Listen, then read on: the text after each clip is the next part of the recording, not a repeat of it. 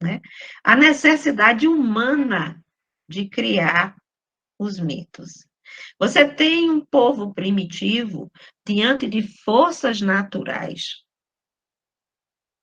raios, trovões, relâmpagos, inundações, maremotos, terremotos, vulcões, fome, nascimento, morte, doença.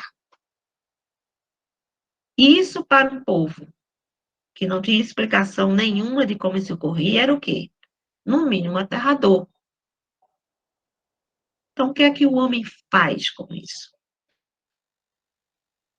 Para afugentar o medo e insegurança frente às forças naturais, ele cria os deuses e seres sobrenaturais. Para que ele foi criar isso? Para ter uma explicação de como a coisa funcionava. Só isso? Não. Quando eu transformo, certo? O trovão que me assustava, dizendo que é o Deus Thor, que está com a sua carruagem puxada pelos bodes, fazendo a viagem lá no céu, não me assusta mais. Quando eu vejo os relâmpagos caindo, e eu vejo também que é Thor, que está lutando contra os gigantes, que são nossos inimigos, os gigantes do gelo lá para os nórdicos, isso também não vai me assustar tanto, porque eu faço o ritual para acalmar os deuses. Eu faço o ritual, né, que é o mito tornado ação, para que essas forças que hoje se transformaram em deuses, semideuses, monstros e afins, sejam aplacadas em sua ira ou realizem os meus desejos. A finalidade da mitologia não é somente explicar a nossa realidade, mas era também o meio do homem primitivo que não tinha uma explicação racional, transformar essas forças em benéficas, reconhecê-las como maléficas, forças que seriam para serem deixadas em paz, forças que poderiam ser abraçadas, é transformar todas essas condições de uma maneira que eu pudesse lidar com elas. Então, a grande diferença entre o mito e a lenda, né? As grandes diferenças estão, né, dentro dessa linha. Claro, gente, que isso aqui tem muito mais coisas. Vocês sabem disso que uma hora não vai dar para falar de jeito nenhum tudo, né? Aqui, por exemplo, eu trouxe o Círculo Mágico, né?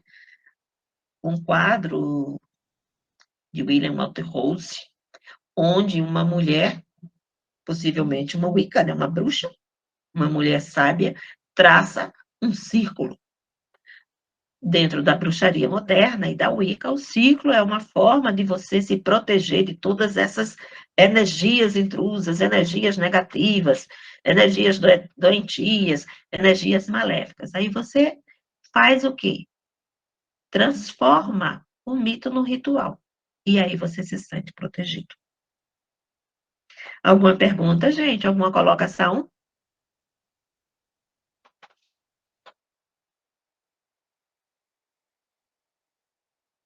E aí a gente começa com o mito de Narciso, o mito em si. Já tendo, né, a capacidade de definir o mito como uma forma de explicar a realidade e como uma forma de salvaguardar valores e indicar comportamentos que podem ser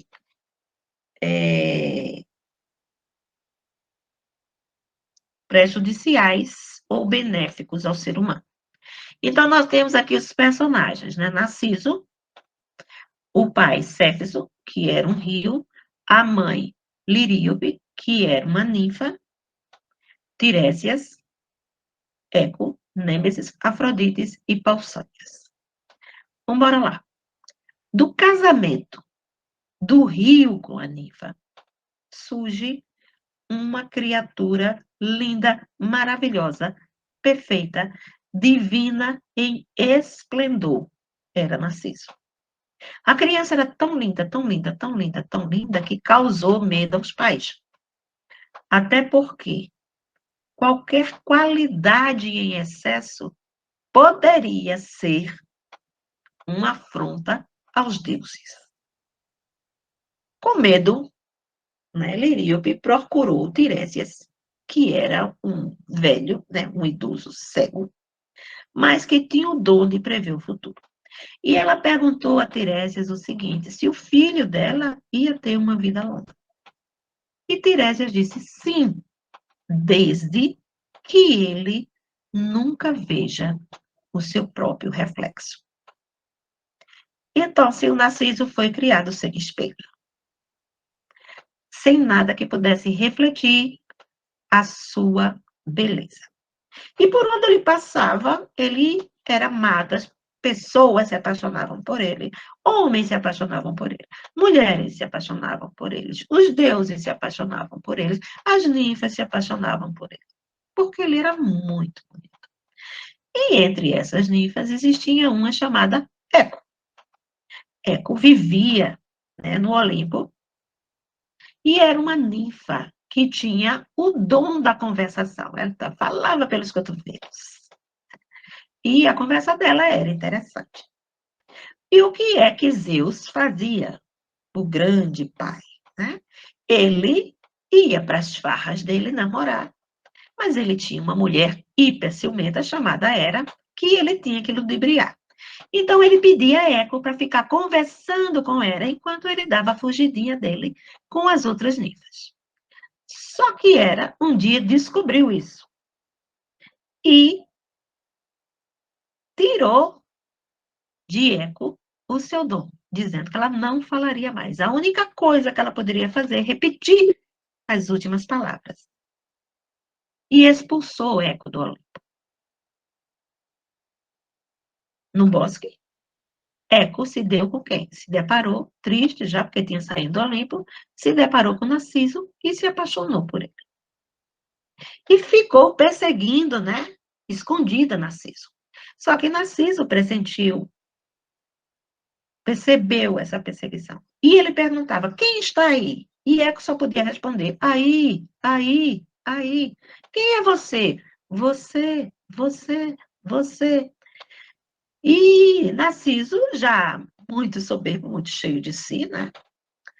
Narcisista, aí, Hélida, narcisista, perfeito, fabuloso, começou a se sentir importunado. E quando o Eco se apresentou, ele ainda tentou conversar, mas Eco só fazia responder, repetir as últimas sílabas, então ele repudiou Eco.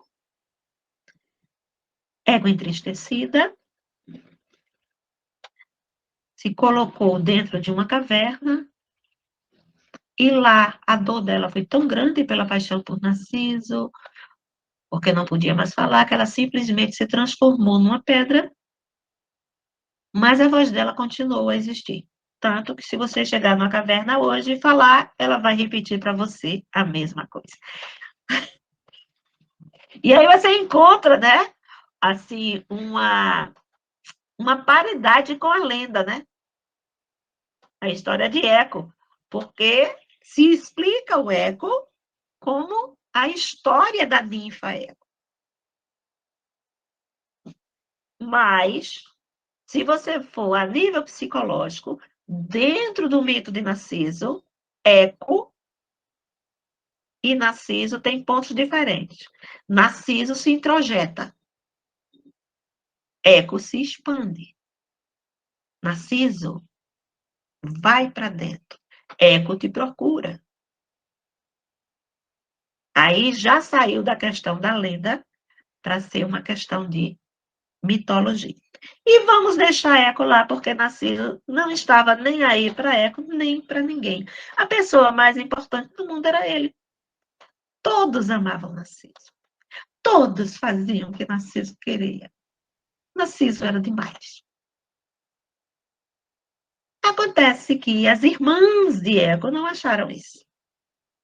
ficaram revoltadas com a atitude narcisista de Narciso e rogaram aos deuses vingança. Coisa de mulher, né? Vingança, vingança, vingança, vingança.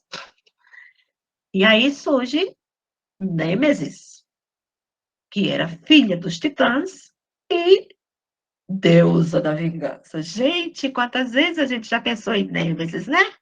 Olha aí, Nêmesis. Nêmesis, filha dos titãs. Quem eram os titãs? A gente pode colocar os titãs como as forças pulsionais do Índio.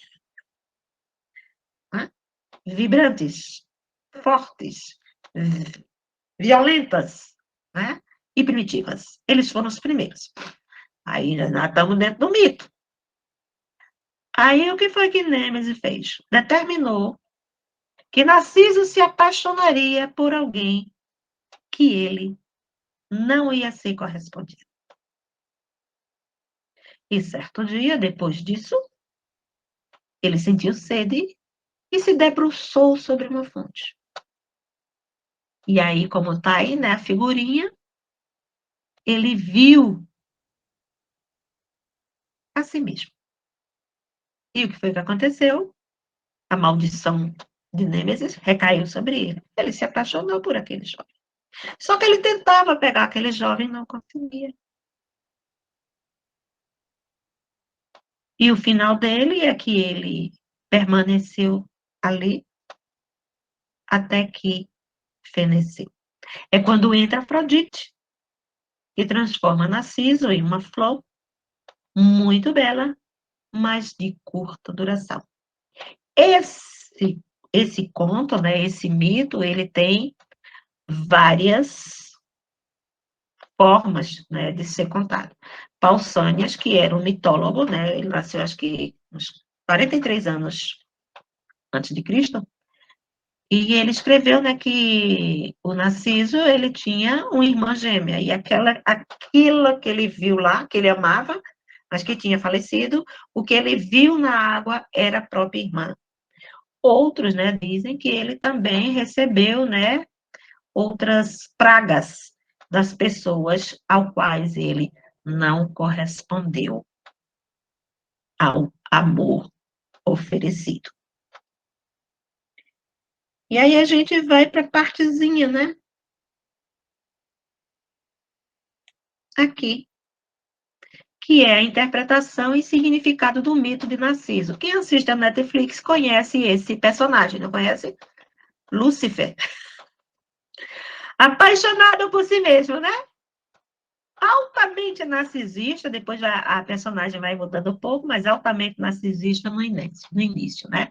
Então, essa é a compreensão comum que as pessoas têm do narcisista. O narcisista é o quê? A pessoa que ama a si mesma, está apaixonada por si mesma, que se acha tão importante que não tem ninguém que esteja a nível dela. Então, ela tem que se apaixonar por si mesma. Então, uma pessoa que não tem empatia, né? Uma pessoa que não liga para o outro, uma pessoa que mente, uma pessoa que engana,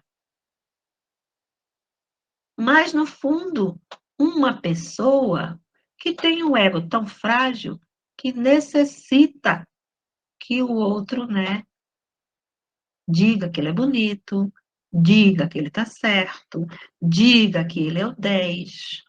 Ele não admite seus erros, ele não admite os fracassos, porque a estrutura dele é frágil. E dentro da psicanálise, né, Freud coloca, né, o narcisista, que inicialmente o narcisismo primário é natural, né, é quando a libido, o desejo, o prazer da pessoa, né, está focada nela mesma. Em determinado momento da evolução do psique, normal, mas isso deveria se, né, passar por um processo de amadurecimento, a pessoa sai desse foco em si para o foco em outro objeto de amor, e quando isso não acontece, aí nós temos um transtorno de personalidade narcisista, certo? Gente, vocês podem falar, visto que eu estou falando um tempo,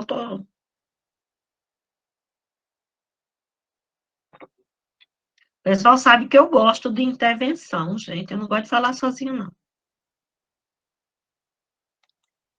Vamos lá. Outra interpretação, outra chave de interpretação. E essa as meninas sabem, as minhas alunas sabem que eu adoro, né?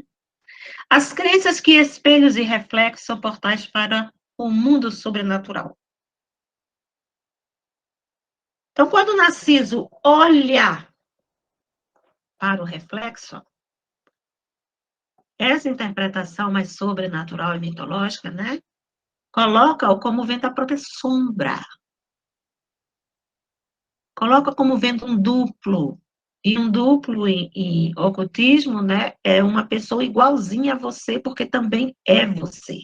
É uma cópia sua. Pode ser colocado também, né, como uma parte maléfica, um espírito maligno, porque atrás dos espelhos, gente, vocês lembram daquela crença que quando a pessoa morria, a gente colocava um paninho, lembra disso? Para que se via. Quem é que lembra? Cris, tu sabe para que serve? Se tu botar o som, eu agradeço.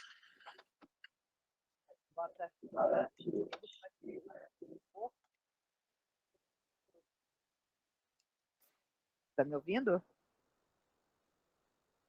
Eu não tô te ouvindo. Bota-se para que o morto não fique se refletindo. Por isso que bota o pano. Tá me ouvindo? Então, diz a lenda que é para que o espírito do morto não penetre no espelho para ficar sendo refletido, para que o espelho não se torne mal assombrado. Correto, mestra? Isso, né? O espelho seria... O espelho seria uma forma de aprisionar o espírito, e aí o espírito pode realmente estar, né, tá lá assombrando o espelho e assombrando as pessoas da casa, né? Mas o espelho também pode ser um portal para que quem está desse lado consiga acessar o outro lado. Então, não é só o espelho reflexo naquela lâmina d'água em que Narciso se viu, né?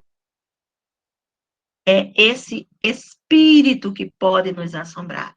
Essa nossa parte negativa, a nossa sombra, mas sem a qual nós não estamos completos.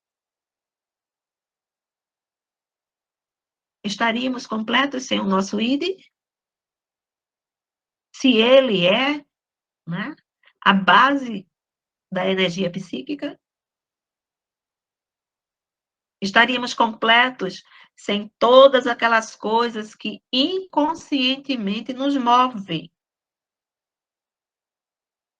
e são necessárias, né, até para que nós possamos sobreviver. Ok, tem essa outra interpretação, que seria a questão do reflexo. Outra questão do reflexo também, que diz mais ou menos o seguinte, que na realidade, Narciso não se vê. O que Narciso vê é o reflexo, mas não é ele mesmo. E aí a gente vai para o narcisismo primário, onde queremos ser, né, a criatura ideal para aquele que nós amamos, papai, mamãe ou aqueles que nos criam. Então, o que a gente vê ali não é exatamente a gente, é aquilo que seria o ideal de se ser. E a gente busca se tornar esse ideal, esse reflexo do outro, que o outro cria para nós. E uma das questões que o adolescente traz para a clínica é o luto pela perda do ideal do filho que os pais queriam ter, e ele não é. Então, continuando, um mergulho em si mesmo sem proteção, e por isso ele fenece.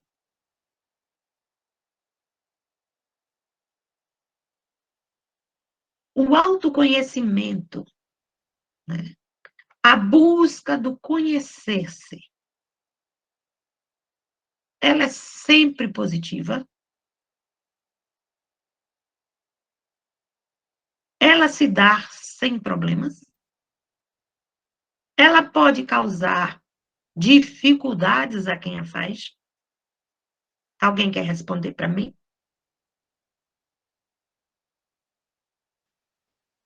Ninguém. Oh, Jesus. Meu Deus. Junte o Cris, o teu som, Cris. Sabe que eu estou aqui e estou na lanchonete ao mesmo tempo, então eu perdi a pergunta.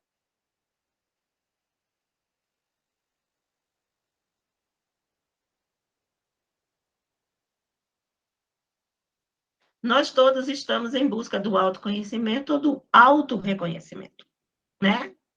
Quem sou eu? Quando se parte para essa busca? Essa busca é isenta de perigos. Essa busca, ela sempre é 100% positiva. Essa busca é equilibrante.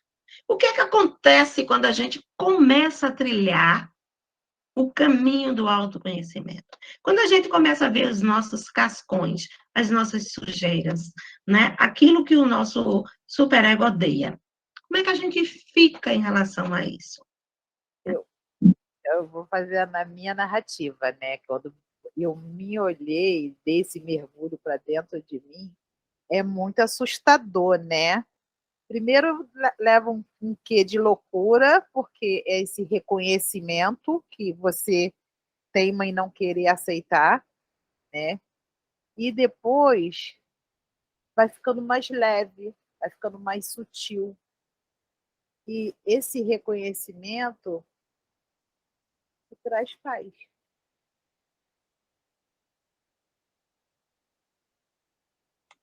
Muito obrigada. Eu queria falar um pouquinho. Eu acho que o autoconhecimento, ele é revelador de alguns dos nossos pecados, na verdade, vamos chamar assim, né? E que muitas vezes a gente aponta tanto nos outros, e quando a gente se autoconhece, a gente começa a ver que quanto a gente tem daquilo que a gente tanto acusa no outro, né? E aí dói na gente, porque a gente já não consegue mais deixar de apontar isso para a gente mesmo. A gente, às vezes, consegue até deixar de apontar o defeito de uma outra pessoa, mas no autoconhecimento, a gente simplesmente é sem volta, né? Mas dói, mas é engrandecedor, e como a Cris falou, na caminhada você encontra paz. Certíssimo, gente, muito bom. Aí a pergunta é, veja bem, um mergulho em si mesmo sem proteção. Todas as pessoas que entram em processo, né, de reconhecimento de si mesmo, né, desse encontro, aí essa figura aqui está bem legal, né, desse encontro com sua sombra. Será que todos saem ilesos ou podem entrar em desequilíbrio? Pode. Certo? Então, o mergulho de Narciso, que lhe causa, né, esse mergulho, essa entrega, aquele reflexo dele, que poderia ser a sombra que está lá naquela interpretação, né, do espelho maldito, do ideal do outro, pode simplesmente desequilibrar. E a Cris falou uma coisa: perder a sanidade. Está sem som, Cris, não sei se ela falou com a gente. Perder a sanidade. E por isso, em algumas das leituras que se faz do mito, ele se lança dentro d'água e morre afogado. Então, essa busca sem proteção, essa busca pode levar à morte do ego, né? Que é o equilíbrio entre uma instância, o id, e o superego. Então, continuando, né? A interpretação e significado do mito Tarcísio Narciso, dentro de uma outra visão mais refinada, mais espiritual, né? É a alma que se lança ao mundo material. Narciso é a alma que deixa a condição de ser amável, né? Porque era amado por todos, não é porque ele era amável, uma pessoa, né, 12. Ele era amável por todos, ele era amado por todos, dentro de uma situação perfeita, e se lança dentro do lago, né, da profundidade da escuridão, que reflete o quê? A alma que deixa a unicidade, né, o mundo espiritual para a matéria, para viver esse momento efêmero que é o nosso mundo material. Também pode ser uma outra chave de interpretação para Narciso.